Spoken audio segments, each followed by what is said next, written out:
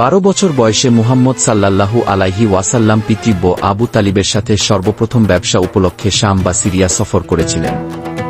কিন্তু বাহিরা রাহেবের কথা শুনে চাচা তাকে সাথে সাথেই মক্কায় ফেরত পাঠিয়েছিলেন। এখন তিনি 25 বছরের পরিণত যুবক।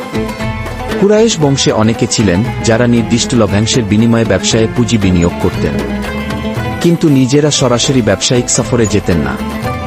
এজন্য তারা সর্বদা বিশ্বস্ত ও আমানতদার লোক তালাশ করতেন। খাদিজা বিনতে খুয়াইলিদ ছিলেন এমনই একজন বিদুষী ব্যবসায়ী মহিলা। মুহাম্মাদের সততা ও আমানতদারির কথা শুনে তিনি তার নিকটে অন্যদের চেয়ে অধিক লভ্যাংশ দেওয়ার অঙ্গীকারে ব্যবসায়ের প্রস্তাব পাঠান।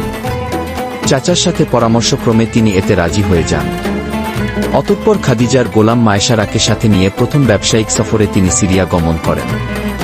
ব্যবসা শেষে মক্কায় ফিরে আসার পরে হিসাব নিকাশ করে মূল পুঁজি সহ এত বেশি লাভ হস্তগত হয় যে খাদিজা ইতিপূর্বে কারো কাছ থেকে এত লাভ পাননি।